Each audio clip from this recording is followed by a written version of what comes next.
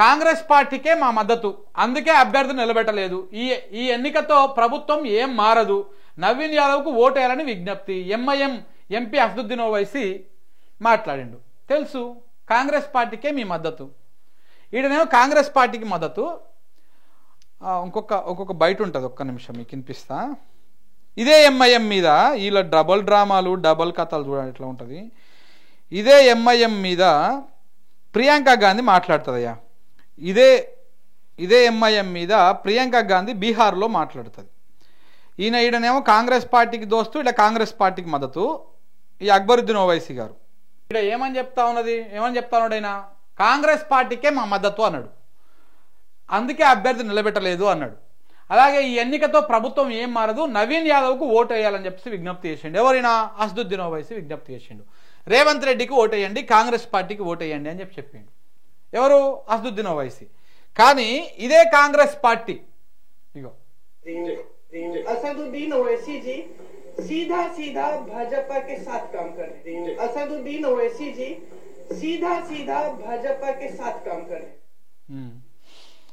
బీహార్లో ప్రియాంక గాంధీ ఏం చెప్తారు, అసదుద్దీన్ ఓవైసీ సీదా భాజపా కోసం పనిచేస్తా ఉంది, బీజేపీ కోసం పనిచేస్తా ఉన్నది ఈ ఎంఐఎం అనేటువంటి పార్టీ అని చెప్పేసి బీహార్ ఎన్నికల ప్రచారంలో ప్రియాంక గాంధీ గారు ఆరోపించినటువంటి ఆరోపణలు. ఆయననేమో నేను కాంగ్రెస్ పార్టీకే మద్దతిస్తున్నా అని చెప్తాడు. ఆమెనేమో భాజపా కోసం ఎంఐఎం పనిచేస్తుంది అని చెప్తాడు. మరి బీజేపీకి పనిచేస్తున్నటువంటి అసదుద్దీన్ ఓవైసీ ఇక్కడ ఎందుకు కాంగ్రెస్ పార్టీకి సపోర్ట్ చేస్తా ఉన్నాడు? ఎందుకంటే ఆయన రేవంత్ రెడ్డి బీజేపీ మనిషే కాబట్టి అని చెప్తా ఉన్నావా? అది మనం చెప్పుడు కాదు. ఇదే అసదుద్దీన్ ఓవైసీ రేవంత్ రెడ్డిని పట్టుకొని గతంలో ఏం మాట్లాడిండో ఒకసారి జూబ్లీహిల్స్లో ఉంటున్నటువంటి ముస్లిం మైనారిటీ సోదరి మనులారా దయచేసి ఈ బయట వినండి. ఇదే రేవంత్ రెడ్డిని పట్టుకొని గతంలో ఇలా కాంగ్రెస్ పార్టీకే ఓటేయండి అని చెప్తున్నటువంటి మన అసద్ భాయ్ గతంలో ఏం మాట్లాడిండో ఒకసారి వినండి. आरएसएस अन्ना का नाम है, आरएसएस अन्ना।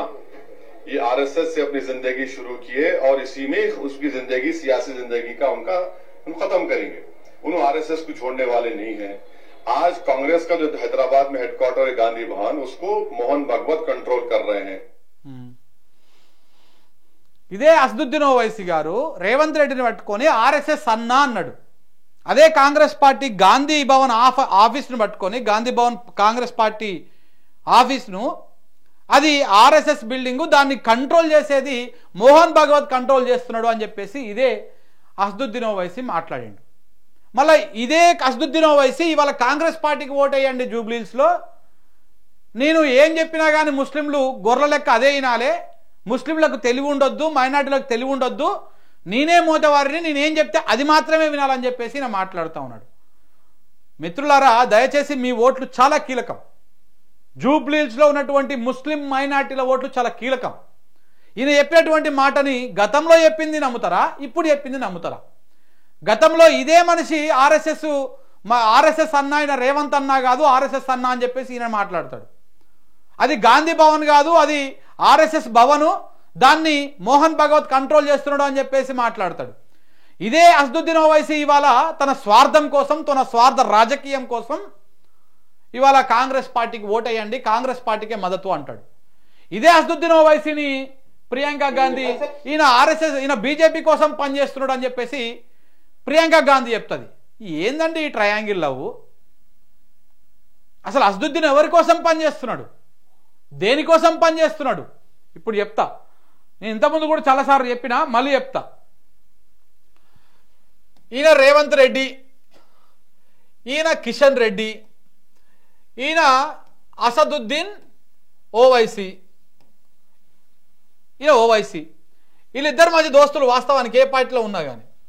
ఈ ఇద్దరు దోస్తులను కలిపింది ఒక ఐఏఎస్ ఆఫీసరు, ఆమె ఇప్పుడు ప్రస్తుతం తెలంగాణ క్యాడర్లో లేదు, ఆంధ్రప్రదేశ్ క్యాడర్లో ఉన్నది. ఈ ఇద్దరు దోస్తులను కలిపి మీరిద్దరు కలిస్తేనే కేసీఆర్ని కొట్టగలుగుతారు, లేకపోతే కొట్టలేరు అని చెప్పేసి ఆ ఇద్దరిని మచ్చక చేసింది పలానా ఆఫీసర్. సో ఈ ఆఫీసరు ఇద్దరిని కలిపేసింది. ఇప్పుడు అప్పటి నుంచి ఒకరి కోసం ఒకరు త్యాగాలు చేసుకోవడం, ఒకరి కోసం ఒకరు పనులు చేసుకోవడం మొదలుపెట్టారు. కిషన్ రెడ్డి గారి కోసం రేవంత్ రెడ్డి, రేవంత్ రెడ్డి కోసం కిషన్ రెడ్డి. మళ్ళా ఇందులో ఈ కిషన్ రెడ్డికి ఈ అసదుద్దీన్ ఓవైసీకి చీకటి దోస్తులు, వీళ్ళు ఎప్పటి నుంచో దోస్తులు, ఇప్పటి నుంచి కాదు, జమానాకెళ్ళి దోస్తులు. ఎందుకంటే ఇద్దరు మంచిగా ఉండాలన్నమాట. ఇక్కడ హైదరాబాద్లో ఈయన గెలవాలి, సికింద్రాబాద్లో ఈయన గెలవాలి. వాళ్ళ దోస్తానానికి మెయిన్ రీజన్ అదే. సో సికింద్రాబాద్లో ఈసారి ఈయన గెలిచేటువంటి అవకాశం లేదు కాబట్టి ఏం చేయాలి? కాంగ్రెస్ పార్టీ నుంచి ఆయనకు అంజన్ కుమార్ యాదవ్కి ఆ టికెట్ ఇస్తారు. ఆయనకి ఇస్తే ఇబ్బంది అయితే అంజన్ కుమార్ యాదవ్ లోకలోడ్ అయిపోతాడు. గతంలో అక్కడ 2 సార్లు గెలిచిండు. సో కాబట్టి అక్కడ కిషన్ రెడ్డి ఓడిపోతే ఎవరు దేకరు, పట్టించుకోరు. సో కాబట్టి ఇక్కడ అంజన్ కుమార్కు టికెట్ రాకుండా ఉండడం కోసం అసదుద్దీన్ ఓవైసీ మధ్యలో కీలక పాత్ర పోషించి ఈయనతోని మాట్లాడి, అలాగే దానం నాగేందర్ని తీసుకుపోయి కాంగ్రెస్ పార్టీలో జాయిన్ చేయించి కాంగ్రెస్ నుంచి పోటీ చేయించి అక్కడ కిషన్ రెడ్డి గెలుపు కోసం చాలా తీవ్రంగా కృషి చేసిండు అసదుద్దీన్ ఓవైసీ. ఇది ఓపెన్ సీక్రెట్, ఇది కాదు అని చెప్పమనండి, ఓపెన్ సీక్రెట్ ఇది. ఇక్కడ బకరా అయింది ఎవరు? ప్రజలు. ఈ అందరూ ఒకటే, కిషన్ రెడ్డి ఒకటే, రేవంత్ రెడ్డి ఒకటే, అసదుద్దీన్ ఓవైసీ ఒకటే. అసదుద్దీన్ ఓవైసీకి కిషన్ రెడ్డి గెలవడం కావాలి. కిషన్ రెడ్డి గెలిస్తేనే ఈయనకు కావాల్సినటువంటి కార్యక్రమాలను అవుతాయి. ఎంఐఎం ఉంటేనే కిషన్ రెడ్డికి కావాల్సినటువంటి కార్యక్రమాలు అవుతాయి. వీళ్ళిద్దరు ఉంటేనే రేవంత్ రెడ్డికి కావాల్సింది అవుతుంది. సో కాబట్టి ఇదంతా కూడా డ్రామా. ఇలా ఈమె ఎప్పుడు ఆయనను గతంలో ఆర్ఎస్ఎస్ అనుడు, ఇదంతా ఉట్టిదే కథ. జూబ్లీహిల్స్లో ఉన్నటువంటి దాదాపు 80,000 ఓట్లు ముస్లిం మైనార్టీలై, ఆ 80,000 ఓట్లు మరి ఇట్లా అవసరానికి తగ్గట్టుగా ఊసరి విల్లు లెక్క రంగులు మార్చేటువంటి ఒక నాయకులకు చెప్తారా? ఈయన మీద ఇన్ని ఆరోపణలు. ఇప్పుడు కాంగ్రెస్ ఏమో ఈయన బీజేపీ మనిషి అంటది, ఈయననేమో గతంలో రేవంత్ రెడ్డిని బీజేపీ మనిషి అంటాడు. మరి బీజేపీకి సపోర్ట్ చేస్తున్నాడు, ఇప్పుడు సమాధానం చెప్పాలి. సో కాబట్టి ఇవన్నీ కూడా ఒకసారి గమనించాలి, దృష్టిలో పెట్టుకోవాలి. ఇక మళ్ళీ ఈడ బీజేపీ కాంగ్రెస్ మజ్లిస్ ఒక్కటే, ఈయనది ఇంకొక డిఫరెంట్. కాంగ్రెస్ మజ్లిస్ ఒక్కటే అని చెప్పేసి రెండు ఒకటే. కాంగ్రెస్ హామీల అమలులో విఫలం. మహిళలకు 2,500 లేదు, వృద్ధులకు 4,000 పింఛన్ ఇచ్చిర్రా, జాబ్ క్యాలెండర్ ఏమైంది, ఇచ్చిన హామీలు అమలు చేసి ఓట్లు అడగండి అని చెప్పేసి కేంద్ర మంత్రి కిషన్ రెడ్డి చేసేటువంటి వ్యాఖ్యలు. ఇక్కడ ఈయన మాట్లాడుతూ ఉంటాడు. మళ్ళీ ఈ ముగ్గురిని మీరు పక్కన పెట్టుకొని చాలా విచిత్రంగా ఒక హైపోథెటికల్ క్వశ్చన్స్ మన మైండ్లో వస్తుంటాయి.